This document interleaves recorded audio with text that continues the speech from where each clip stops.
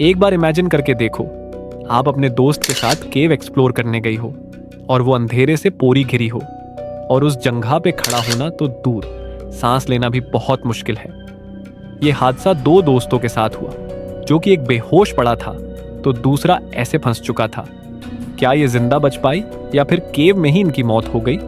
आइए जानते हैं। 27 दिसंबर 2003 एक छोटे से गांव के 8 लड़के और 2 काउंसलर प्लान बनाते हैं।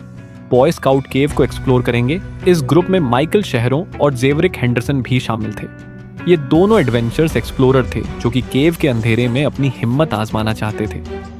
सभी लोग केव के पास पहुंच जाते हैं। तभी काउंसलर डिसाइड करते हैं कि वो बाहर ही रुकेंगे, क्योंकि उनकी बॉडी केव के तंग जंगह पे नेविगेट करने के लिए ज्यादा बड़ा था। 9 फ्लैशलाइट लेकर सभी ने केव में एंटर कर लिया। जैसे जैसे वो सब अंदर जा रहे थे, टेम्परेचर 22 डिग्री सेल्सियस तक गिर गया। वही केव के बाहर काउंसलर आग जला के बाहर बैठे थे और ये इनकी सबसे बड़ी गलती थी। माइकल और हेंडरसन सबसे आगे चल रहे थे और उनके पीछे ग्रुप चल रहा था। जैसे जैसे वो अंदर जा रहे थे, वैसे वैसे अंधेरा और होता जा रहा था और वो बहुत खामोशी थी। वो सब बहुत पतले पतले रास्ते से गुजर रहे थे। इसी वजह से उनके बॉडी पे खरोचें भी लग रही थी। 13 घंटे सफर करने के बाद वो एक डेंजरस जंगह पे पहुंचे, जिसका नाम हेयर पिन कर्व है। ये जंगह केव के सबसे डेंजरस हिस्सा है, जिसमें कि एक समय पे एक ही इंसान जा सकता था और 180 डिग्री का खतरनाक मोड़, एक छोटी सी गलती और इंसान अपनी जिंदगी से हाथ धो सकता था। इस रास्ते में माइकल सबसे पहले जाता है और थोड़ी बहुत मुश्किल का सामना करके माइकल इस रास्ते से निकल जाता है और अब हेंडरसन जाने लगता है। उसकी बॉडी उसी जंगह बहुत बुरी तरीके से फंस गई। वो ना तो मूव कर पा रहा था और ना ही आगे जा पा रहा था और ना ही पीछे। हेंडरसन पैनिक होने लगा और उसकी सांसें तेज होने लग गई। माइकल ने उसको बचाने के लिए उसी जंगह पे गया।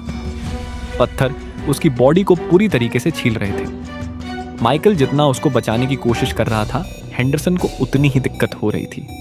उन दोनों को वहां फंसे हुए 1 घंटा हो गया था। माइकल बहुत थक गया था और उसको चक्कर आने लगते और वो वहीं पे बेहोश हो जाता है।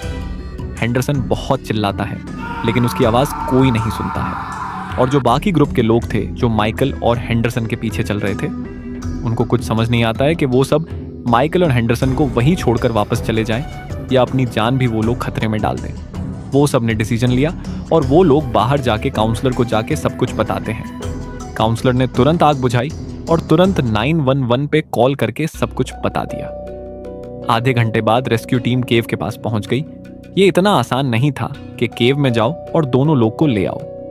केव में इतना अंधेरा और पतले और तंग रास्ते थे, जहां जाना एक चैलेंज था। Rescue team hairpin curve के पास पहुंची। वो देखती है हेंडरसन होश में था और बहुत कांप रहा था और माइकल नीचे बेहोश पड़ा था। रेस्क्यू टीम ने कुछ इक्विपमेंट्स से केव के पत्थर तोड़ के रास्ता बनाना शुरू किया। ये काम बहुत ज्यादा मुश्किल था, लेकिन वो हार नहीं मानते हैं और फाइनली 1 घंटे की कड़ी मेहनत के बाद रेस्क्यू टीम ने हेंडरसन को बाहर निकल लेते हैं। हेंडरसन को यकीन नहीं हो रहा था कि वो जिंदा है।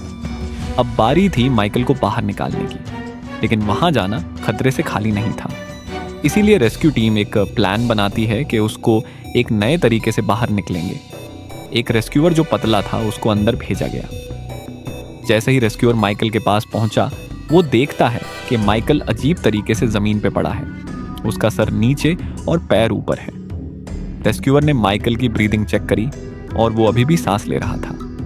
माइकल को बाहर निकलना इम्पॉसिबल था, क्योंकि वो एकदम टाइट पोजीशन में था। रेस्क्यू टीम ने डिसाइड किया कि वो पठार तोड़ेंगे, जिसके वजह से उनको स्पेस मिल सके। लेकिन ये बड़ा मुश्किल था। अगर कोई बड़ा पठार हिल गया तो पूरी केव कोलैप्स हो जाएगा। एक रेस्क्यूअर ने माइकल के शोल्डर को पकड़ा और दूसरे रेस्क्यूअर ने उसके पैर को एडजस्ट करा और एक ही झटके में माइकल को बाहर निकल लिया। जैसा ही वो बाहर आया, सबने देखा वो धीरे धीरे सांस ले रहा था और रेस्क्यूअर ने उसको CPR देना शुरू कर दिया और कुछ देर में अपनी आंखें खुलता है और वो दोनों एकदम सही हो जाते हैं। तो आज की वीडियो यही खत्म होती है। वीडियो देखने के लिए धन्यवाद।